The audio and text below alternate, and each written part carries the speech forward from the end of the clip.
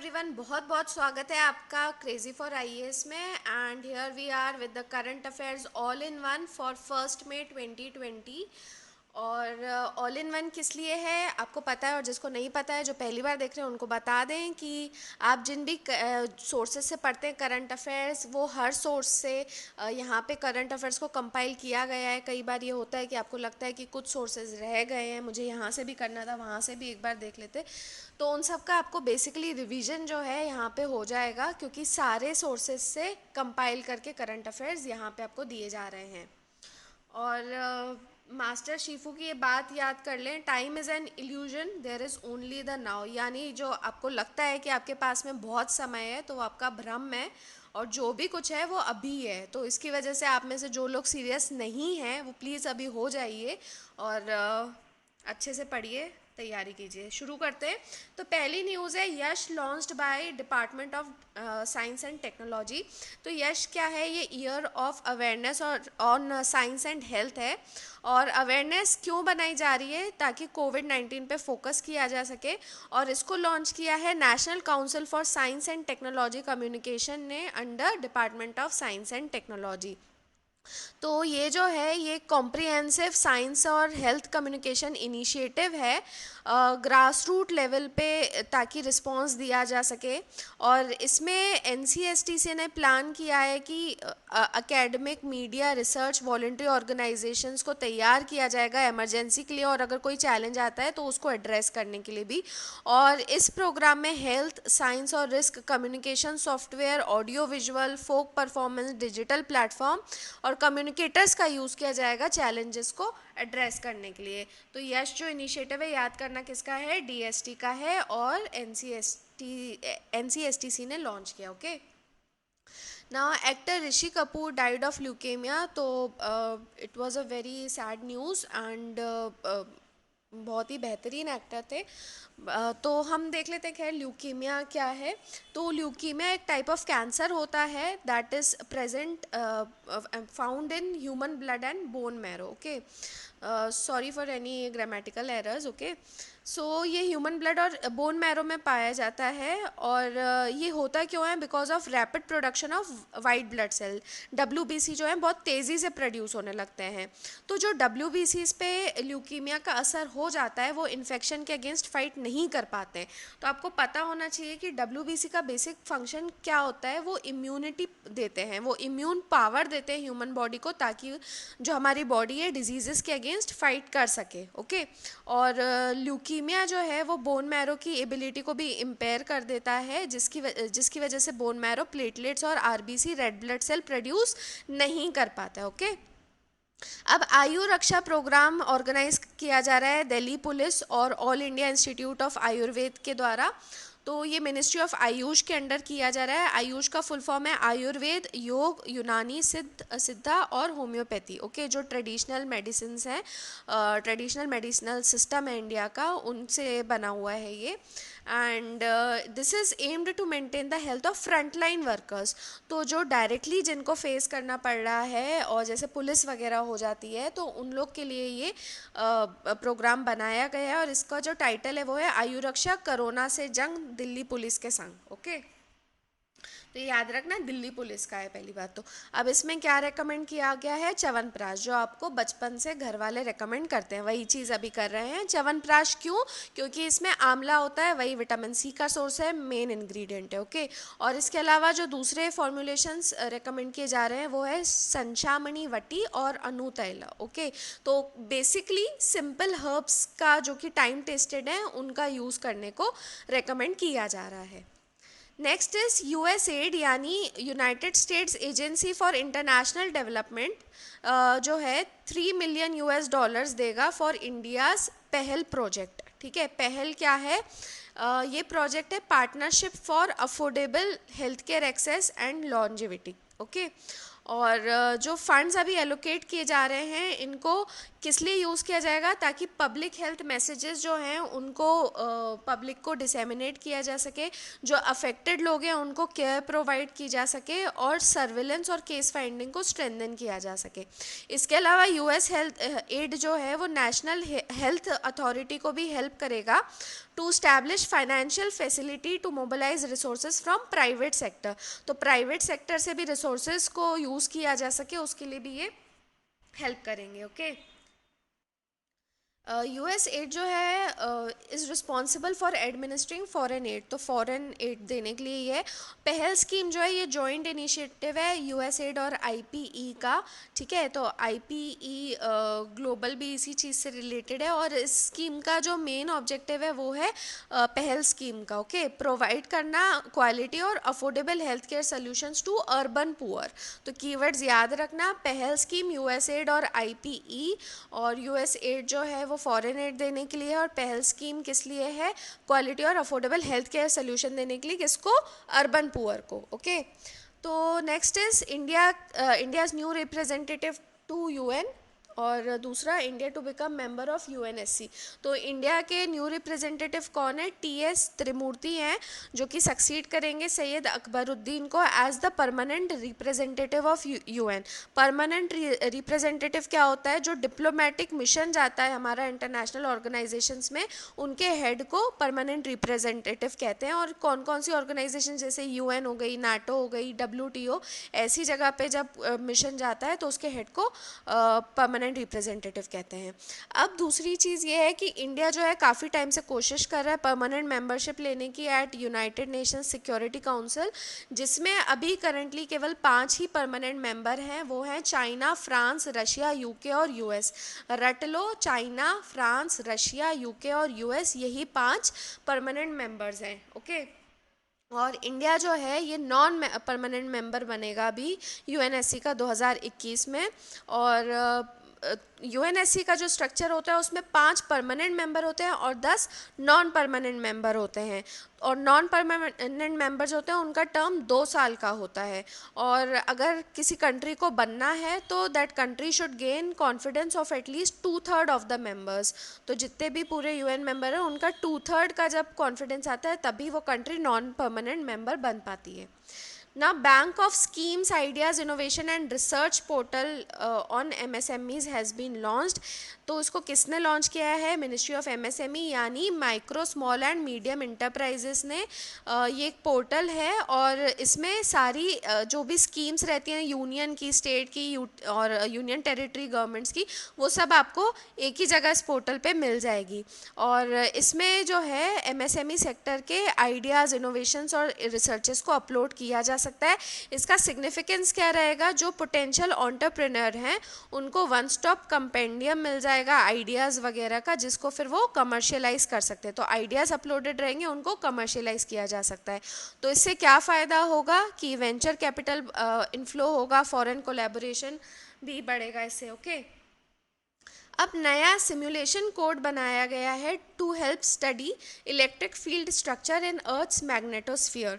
तो साइंटिस्ट जो Indian Institute of Geomagnetism के हैं उन्होंने generalised one dimensional fluid simulation code बनाया है। ठीक है, सिमुलेशन कोड मतलब एक तरीके से कॉपी टाइप का उसका एक स्ट्रक्चर इस तरीके का बनाया है जो कि wide spectrum of coherent electric field structures को स्टडी कर सके अर्थ के मैग्नेटोस्फीयर में। तो अर्थ का जो मैग्नेटोस्फीयर है उसमें कई सारे इलेक्ट्रिक फील्ड स्ट्रक्चर्स हैं, तो उनको अच्छे से समझने के लिए इस कोड को बनाया गया है। अर्थ का मैग्नेटोस्फीयर अब क्या होता है और कैसे बनता है वो देख लेते हैं। तो ये वो एरिया होता है अर्थ के अराउंड जो कि प्लैनेट का मैग्नेटिक फील्ड कंट्रोल करता है। ठीक है, उस पूरे एरिया को मैग्नेटोस्फीयर कहते हैं। अब क्या होता है कि सन जो है वो अपने प्लाज्मा को अर्थ की तरफ पुश करता है। ये सारे टर्म्स अभी हम डिस्कस करेंगे। तो प्लाज्मा को अर्थ की तरफ पुश करता है in the form of solar wind. अब ये जो सोलर विंड होती है ये अपने साथ में सोलर मैग्नेटिक फील्ड भी लेते हुए आती है, जिसको इंटर प्लैनेटरी मैग्नेटिक फील्ड कहते हैं। प्लैनेट्स के बीच से होते हुए, सन से होते हुए आती है, तो वहाँ की जो मैग्नेटिक फील्ड है वो भी ये सोलर विंड अपने साथ में लेकर आती है। अब ये जो इंटरप्लैनेटरी मैग्नेटिक फील्ड आती है वो इंटरैक्ट करती है अर्थ के मैग्नेटिक फील्ड के साथ, जिससे बनता है अर्थ का मैग्नेटोस्फीयर। ओके, इस स्टडी का सिग्निफिकेंस क्या है? तो जो अर्थ का मैग्नेटोस्फीयर है उसमें प्लाज्मा जो है वो हैम्पर करता है the working of the satellites in the region. Okay, तो तो अब ये जो नई स्टडी है इसकी वजह से क्या होगा, प्लाज्मा वेव्स की स्टडी, इंस्टेबिलिटीज़ और कोहेरेंट इफेक्ट्स को पढ़ा जा सकता है इजीली, जिससे आगे के फ्यूचर स्पेस मिशंस में हेल्प मिलेगी। ओके, अब यहाँ पे आपको है ना ये मैग्नेटोस्फीयर का वैसे स्ट्रक्चर दिख रहा होगा। तो जैसे ये बाहर से जो है ये सोलर विंड्स आ रही हैं, ठीक है, उसके बाद में फिर इसमें अलग अलग ये कंपोनेंट्स होते हैं मैग्नेटोस्फीयर में। तो बोशॉक होता है, फिर मैग्नेटो शीथ होती है, मैग्नेटो पॉज होता है, फिर अंदर ये मतलब अर्थ है और अर्थ के सराउंडिंग ही ये पूरा सारा स्ट्रक्चर है, ठीक है। तो इसके बाहर प्लाज्मा स्फीयर है, मैग्नेटो टेल है, neutral sheet and cusp is there. Okay, तो ये चीज़ आप यहाँ पे देख सकते हो। और सोलर विंड क्या होती है, ये एक स्ट्रीम होता है एनर्जाइज्ड और चार्ज्ड पार्टिकल्स का, और खासकर इसमें जो होते हैं वो इलेक्ट्रॉन्स और प्रोटॉन्स होते हैं, जो कि सन से, जैसे सन यहाँ पे होगा तो इससे जो ये सारे पूरे निकल के आ रहे होंगे यही सोलर विंड को कॉन्स्टिट्यूट करते हैं, सन से आउटवर्ड फ्लो करते हैं। और प्लाज्मा क्या है, plasma most common state of matter है जो कि यूनिवर्स में पाया जाता है, और ये कंसिस्ट करता है of gas off ions and free electrons. Okay, next is Wadia institute of Himalayan geology WIHG ने रिवील किया है river erosion history in Ladakh Himalayas. तो अभी ये क्या है ये तो हमें बाद में पता चलेगा, और लद्दाख हिमालय के बारे में बस देख लेते हैं। ये हाई ऑल्टीट्यूड डेजर्ट है जो कि ग्रेटर हिमालयन रेंजेस और काराकोरम रेंजेस के बीच में आता है। तो यहाँ पे आप देख सकते हो, ठीक है। तो ये ग्रेटर हिमालयन रेंजेस हैं, और फिर रस्कर रेंज है, फिर लद्दाख है, और इसके ऊपर काराकोरम रेंज आती है। तो लद्दाख रेंज इसके बीच में आता है, ठीक है। और ये अक्साई चिन्ह भी आपको दिख रहा होगा, ये हमने अभी देखा था कि ये चाइना के एडमिनिस्ट्रेशन में है।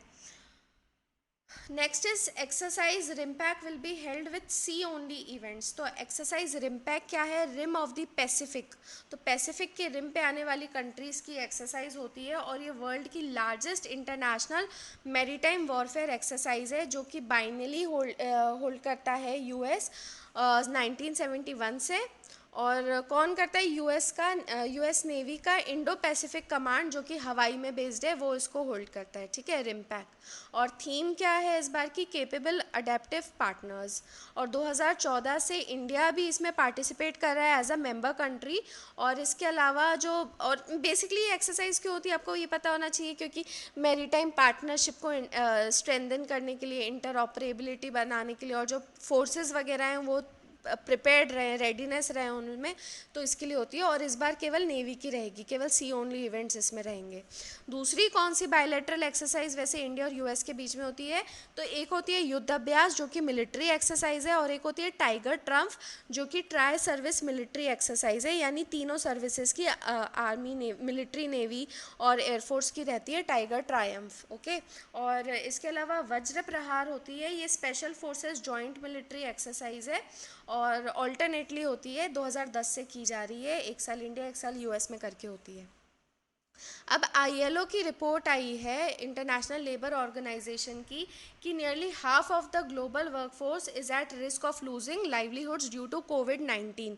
तो पूरा ग्लोबल वर्कफोर्स में से आधे लोग जो हैं हो सकता है उनकी लाइवलीहुड चली जाए, अप्रॉक्स 1.6 बिलियन लोगों की जा सकती है। ILO के बारे में मेन इसमें हम देख लेते हैं। तो इसको 1919 में इस्टेब्लिश किया गया था, 187 मेंबर स्टेट्स हैं, और सोशल और इकोनॉमिक जस्टिस को प्रमोट करने के लिए है थ्रू इंटरनेशनल लेबर स्टैंडर्ड्स। इसका हेडक्वार्टर जिनेवा स्विट्ज़रलैंड में है। ये पहली अफिलिएटेड स्पेशलाइज्ड एजेंसी है UN की।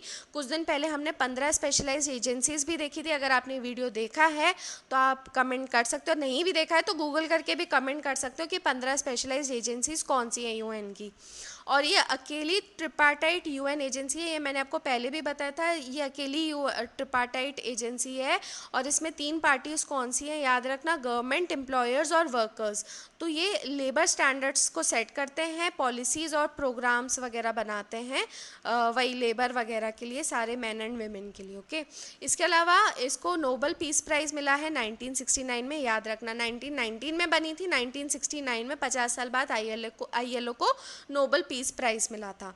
और ये कौन कौन सी रिपोर्ट्स पब्लिश करते हैं, एक होती है world employment and social outlook, दूसरी होती है ग्लोबल वेज रिपोर्ट और तीसरी होती है world social protection report. Okay,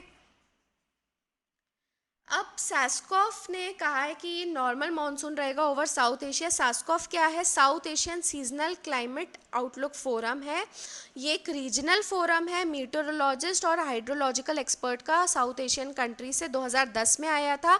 और इसमें इंडिया मीटरोलॉजिकल डिपार्टमेंट कोऑर्डिनेट करता है। और कौन कौन सी कंट्रीज़ को कवर करते हैं, साउथ एशियन कंट्रीज़, यानी अफगानिस्तान, बांग्लादेश, भूटान, इंडिया, मालदीव्स, म्यांमार, नेपाल, पाकिस्तान और श्रीलंका, यही कंट्री साउथ एशिया में होती है, याद रखना। ऑब्जेक्टिव क्या है इसका, वही फोरकास्ट देना साउथ वेस्ट मानसून और नॉर्थ ईस्ट मानसून के ऊपर, ठीक है।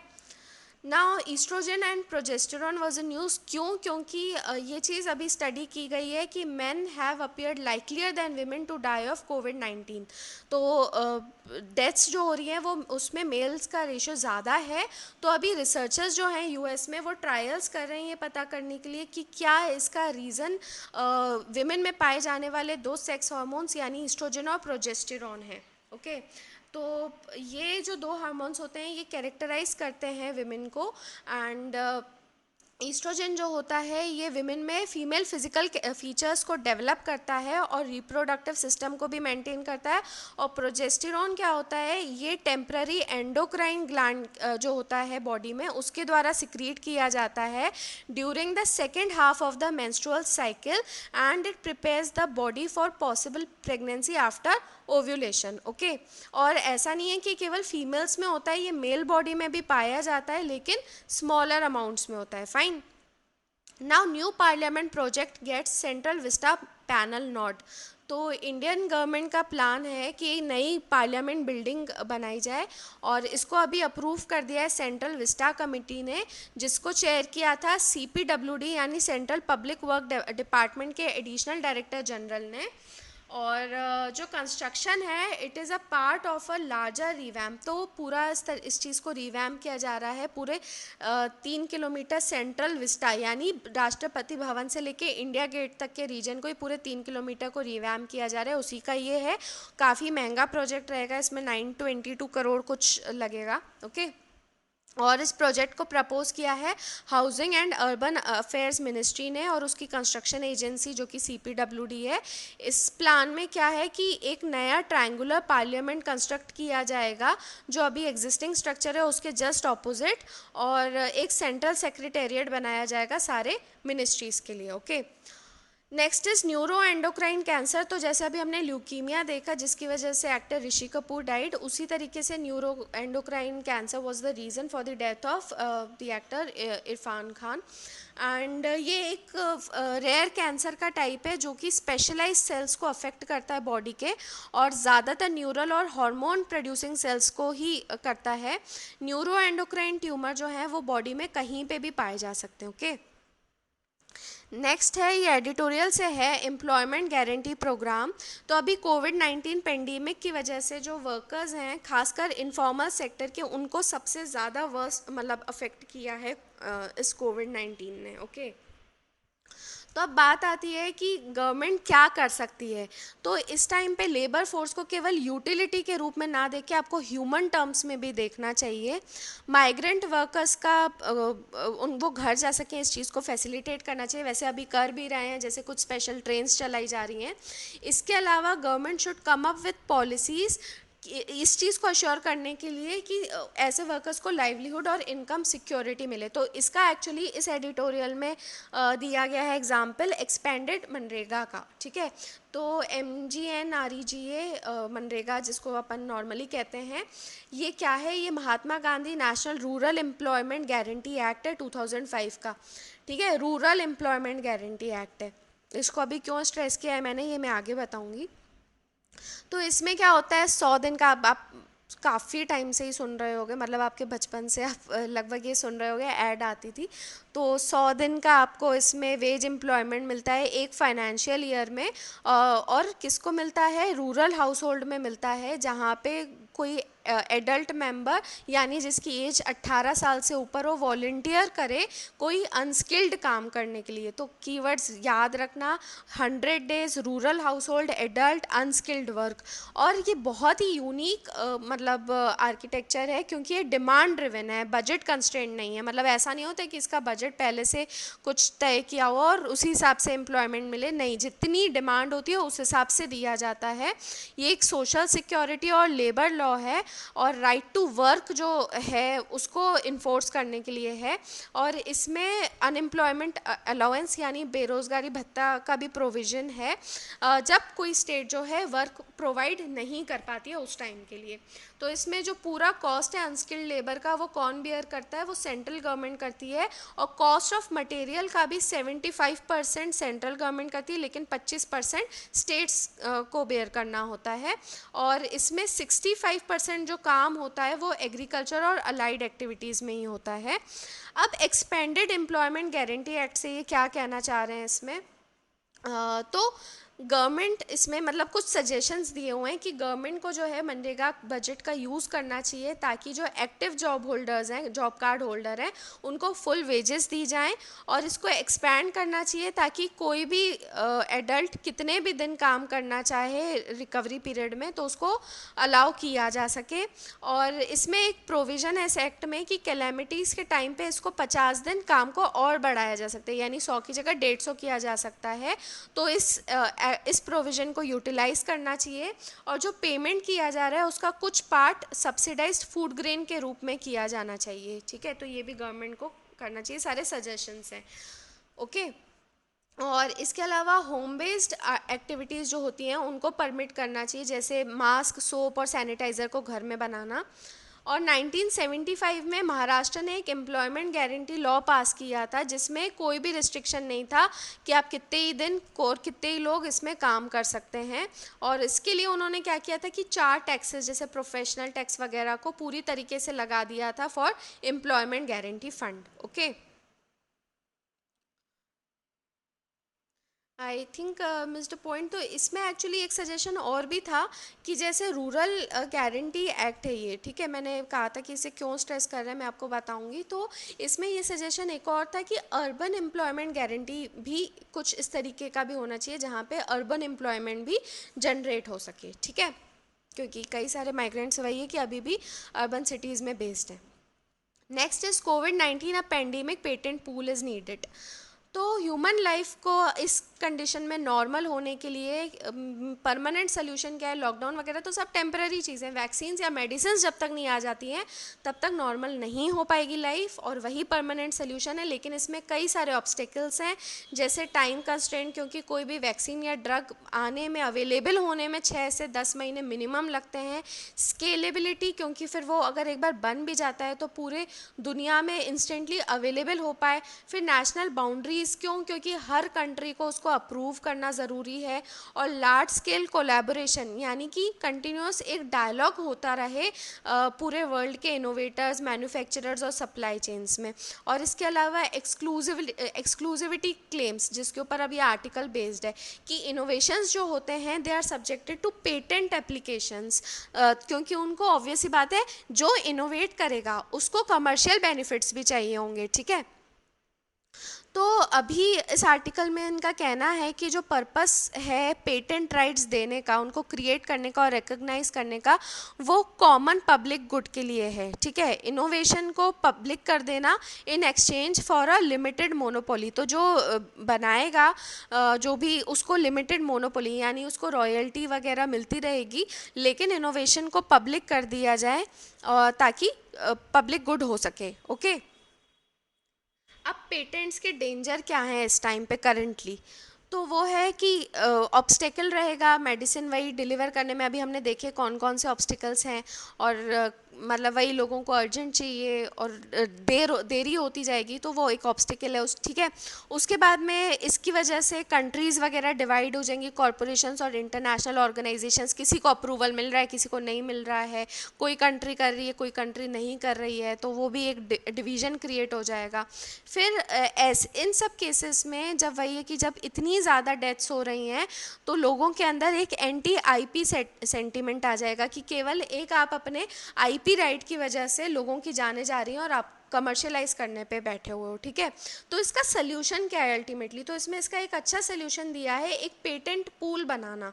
तो पेटेंट पूल वैसे भी बनाए जाते हैं, ये काय के लिए होते हैं, they are effective in aggregating, administering and licensing patents related to specific areas of technology. कोई एक पर्टिकुलर टेक्नोलॉजी के एरिया में जितने भी पेटेंट्स वगैरह हैं उनको एक जगह पे एग्रीगेट करना और एक ही जगह पे लाइसेंस वगैरह करना। और इस पूल को कौन मैनेज करता है, एक सेंट्रल एजेंसी होती है। और जो भी पेटेंट्स इस पूल के पार्ट बन जाते हैं, मतलब जितने भी इनोवेशंस हो रहे हैं वो इस पूल का पार्ट बन जाते हैं, तो आपको उसके लिए ऐसा नहीं है कि बहुत ज़्यादा वेट करना पड़ेगा, आपको इमीडिएटली आपको लाइसेंसिंग मिल जाएगी। और लाइसेंस लेने के लिए यही पूल डिसाइड करेगा कि रॉयल्टी रेट क्या है, वो रॉयल्टी रेट पे करके आप लाइसेंस ले सकते हो। तो जो भी लाइसेंस लेना चाहे वो इस पूल को अप्रोच कर सकता है, उनके टर्म्स को अग्री करके फिर प्रोडक्ट्स को मैन्युफैक्चर करके सेल कर सकता है, ठीक है। तो वही एक एंडेवर इसमें कहा गया है कि एक ग्लोबल पूल बनाया जाए कोविड-19 रिलेटेड इनोवेशंस का, और उसके लिए एक ट्रस्टवर्दी इंटरनेशनल ऑर्गेनाइजेशन उसे मैनेज करने के लिए होना चाहिए, ओके।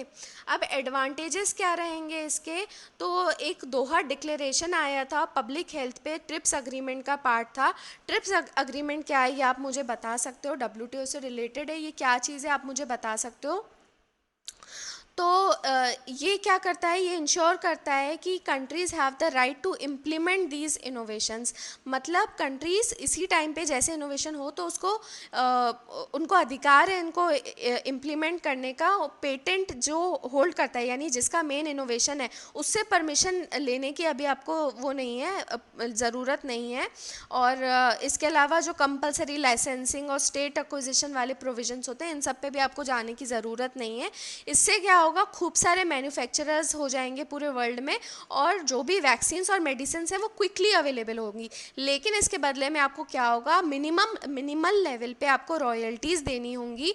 और फिर भी जो पेटेंट होल्डर है उसके लिए रेवेन्यू तब भी आए होगा, क्यों, क्योंकि आज पूरा का पूरा वर्ल्ड जो है वो अफेक्टेड है, तो उसको बहुत कम रॉयल्टी रेट रहेगा, लेकिन उसका रेवेन्यू तब भी बहुत ज़्यादा रहेगा क्योंकि उसको पूरी दुनिया से आएंगे रेवेन्यूज़। और जो भी ये रॉयल्टीज़ का पार्ट होगा, कुछ पार्ट वो पेटेंट ओनर्स को पीरियोडिकल बेसिस पे डिसबर्स किया जाएगा, और कुछ पार्ट को जो है फर्दर रिसर्च के लिए रखा जाएगा, मतलब इस तरीके के पेंडेमिक वगैरह से फ्यूचर में डील करने के लिए। तो ये बहुत ही एक अच्छा मतलब सजेशन है अगर ये इम्प्लीमेंट हो जाता है तो। नेक्स्ट इज फर्स्ट में वॉज द लेबर डे, जिसको इंटरनेशनल वर्कर्स डे या मे डे भी कहते हैं, और इंडिया में ये पहली बार किया गया था, मद्रास में इसको सेलिब्रेट किया गया था, यानी जो कि अब चेन्नई। और किसने किया था, लेबर किसान पार्टी ऑफ हिंदुस्तान ने किया था 1923 में। और लेबर डे वैसे क्यों मनाया जाता है पूरे वर्ल्ड में, to commemorate the happenings of May 4, 1886। तो उस दिन क्या हुआ था, हे मार्केट अफेयर या हे मार्केट मैसेकर कहते हैं, शिकागो में हुआ था, बहुत बड़ा इवेंट था। और वर्कर्स जो थे वो जनरल स्ट्राइक कर रहे थे कि उनको 8 घंटे का वर्क डे होना चाहिए, और पुलिस जो थी उस टाइम पे अपना काम कर रही थी जनरल पब्लिक को हटाने का क्राउड से। और अचानक से क्या हुआ कि उस टाइम पे क्राउड पे किसी ने बॉम्ब फेंक दिया, और पुलिस ने फायरिंग वगैरह शुरू कर दी थी वर्कर्स पे, और 4 डेमोन्स्ट्रेटर्स उस टाइम पे मर गए थे। और इन वर्कर्स की सेक्रीफाइस की वजह से ही बाद में 8 घंटे को जो है लीगल टाइम डिक्लेयर किया गया था नेशनल कन्वेंशन एट शिकागो में, जो कि 1884 में हुई थी। और ये किसने की थी, अमेरिकन फेडरेशन ऑफ लेबर ने की थी, ठीक है। तो 8 आवर्स को लीगल किया गया था। अब इसी इवेंट को कमेमोरेट करने के लिए सेकंड इंटरनेशनल जो है एक पैन नेशनल ऑर्गेनाइजेशन है सोशलिस्ट और कम्युनिस्ट पार्टीज़ की, उन्होंने 1891 में सेकंड इंटरनेशनल ने लेबर डे को मार्क किया था, ठीक है, first day to be celebrated as labour day. Next is common service centres. यहाँ पे एक स्पेलिंग मिस्टेक है, कॉमन सर्विस सेंटर है, ओके। कस्टमर्स जो है कॉमन सर्विस सेंटर वैसे क्यों होता है, जो एसेंशियल, अभी न्यूज़ में अभी ये क्यों आया है, क्योंकि जो एसेंशियल गुड्स वगैरह हैं उनका फ्री फ्लो हो सके रूरल एरियाज़ में, इसलिए गवर्नमेंट ने डिसाइड किया है कि 2000 कॉमन सर्विस सेंटर सीएससीज के साथ में काम करेंगे, ठीक है। तो इसमें क्या है, कस्टमर्स ऑनलाइन जाके अपनी जो भी उनको चाहिए वो ऑर्डर कर सकते हैं, सप्लाईज ऑर्डर कर सकते हैं ऐप के थ्रू। और ये ऐप जो है वो विलेज लेवल एंटरप्रेन्योर्स को, वीएलईज को दी जाएगी, और या फिर कोई रिटेल के इंचार्ज हैं या फिर दूसरे कॉमन सर्विस सेंटर एक्टिविटीज़ के इंचार्ज हैं तो उनको दी जाएगी। और वीएलई क्या करेंगे, वही अरेंजमेंट करेंगे कि इन गुड्स को ट्रांसपोर्ट किया जाए विद इन फ्यू आवर्स, और वो चाहें तो ऑफलाइन ऑर्डर भी ले सकते हैं। सीएससी जो हैं वो डिजिटल इंडिया प्रोग्राम का स्ट्रेटेजिक कॉर्नरस्टोन है, और ये एक्सेस पॉइंट हैं खूब अलग जो भी इलेक्ट्रॉनिक सर्विसेज होती हैं गवर्नमेंट की उनको विलेजेस में पहुंचाने के लिए। तो कुल मिला के कॉन्ट्रीब्यूट करते हैं towards a digitally and financially inclusive society. ये multi service single point model पे बेस्ड हैं, और फैसिलिटीज़ प्रोवाइड की जाती है at a single geographical location. मुझे समझ में आ गया, आपको मतलब ये चीज़ आ गई होगी समझ में। और वही जो भी इसेंशियल पब्लिक यूटिलिटी सर्विसेज होती हैं, सोशल वेलफेयर स्कीम्स हो गई, health care, financial, education, agriculture services, और business to customer services rural और रिमोट एरियाज़ में देने के लिए ये एक्सेस पॉइंट हैं, ठीक है। और ये जो हैं they enable the 3 vision areas of the digital India program. पहली बात तो डिजिटल इंफ्रास्ट्रक्चर को कोर यूटिलिटी बनाना हर सिटीज़न के लिए, और जो भी गवर्नेंस और सर्विसेज हैं उनको ऑन डिमांड देना, और सिटीजन्स का भी डिजिटल एम्पावरमेंट करना। तो ये जो सीएसई प्रोजेक्ट है ये एक स्ट्रेटेजिक कंपोनेंट है नेशनल ई गवर्नेंस प्लान का, जो कि मई 2006 में आया था, और ये नेशनल कॉमन मिनिमम प्रोग्राम भी जो है उसका भी पार्ट है। और ये नेशनल कॉमन मिनिमम प्रोग्राम क्यों आया था, to introduce e governance on a massive scale, ठीक है। तो सीएसई प्रोजेक्ट जो है वो इसका पार्ट है। So that was all from the news of today. I hope आपको ये वीडियो अच्छा लगा होगा। अच्छा लगा तो प्लीज़ इसे शेयर कीजिए। आप जितना ज़्यादा शेयर करेंगे उतना ज़्यादा हमें भी मोटिवेशन आएगा इसके ऊपर, इन वीडियोस के ऊपर और इस चैनल के ऊपर काम करने का। तो प्लीज़ शेयर कीजिए, लाइक कीजिए और अपने फीडबैक देते रहिए। That's all friends, have a nice day, thank you.